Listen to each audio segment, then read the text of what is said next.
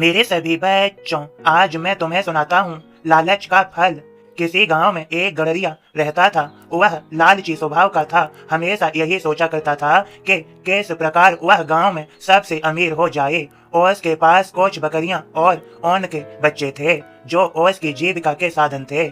एक बार वह गांव से दूर जंगल के पास पहाड़ी पर अपनी बकरियों को चराने ले गया। अच्छी घास ढूंढने के चक्कर में आज वो एक नए रास्ते पर निकल पड़ा।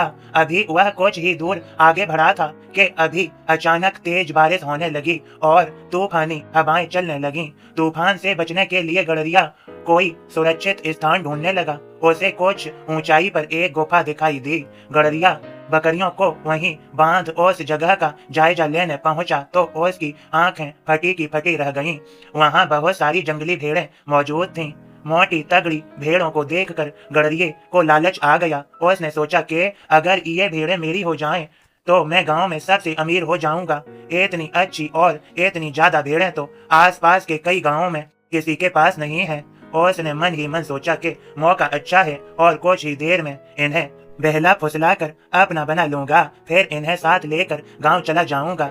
यही सोचते हुए वापस नीचे उतरा। बारिश में भीगती उसकी दुबली पतली कमजोर बकरियों को देखकर उसने सोचा कि अब जब मेरे पास इतनी सारी हट्टी कट्टी भेड़ें हैं तो मुझे इन बकरियों की क्या जरूरत। उसने फौरन बकरियों को खोल दिया और बारिश में भीगने की परवाह किए बगैर कुछ रस्सियों की मदद से घास का एक बड़ा गट्ठर तैयार कर लिया। गट्ठर लेकर वह एक बार फिर गुफा में पहुंचा और काफी देर तक उन भेड़ों को अपने हाथ से हरी हरी घास खिलाता रहा।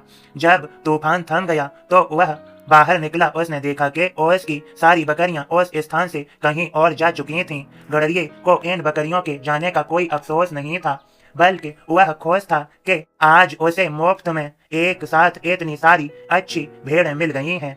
यही सोचते सोचते वह वापस गुफा की ओर मुड़ा, लेकिन ये क्या, बारिश थमते ही भेड़ें वहां से निकलकर दूसरी तरफ जाने लगी। वह तेजी से दौड़कर उनके पास पहुंचा और उन्हें अपने साथ ले जाने की कोशिश करने लगा, पर भेड़ें बहुत थीं। वह अकेला उन्हें नियंत्रित नहीं कर सकता था। कुछ ही देर में सारी भेड़ें उसकी आंखों से ओझल हो गईं।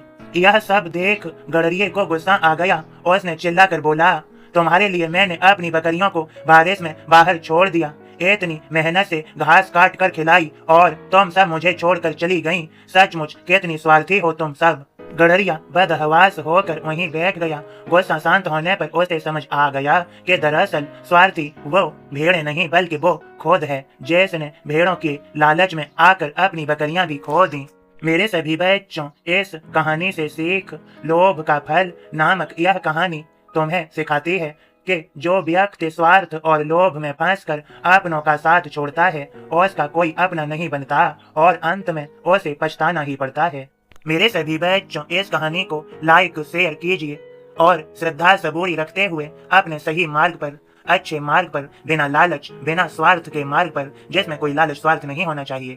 सिर्फ अपने कर्मों पर ध्यान दो, फल की चिंता मत करो। कर्म कैसा होना चाहिए? कर्म धर्म युक्त होना चाहिए, मानवता से होना चाहिए। मेरे सभी बच्चों, तुम्हें सभी को मेरी कृपा भरा आशीर्वाद। खूब खुश रहो। सबका मालिक एक।